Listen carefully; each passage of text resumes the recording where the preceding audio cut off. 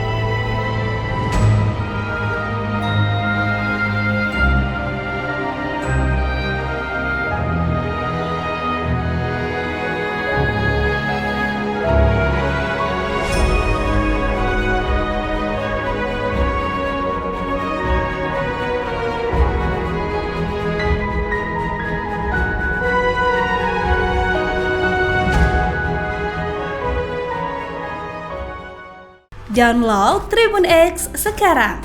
Menghadirkan lokal menjadi Indonesia.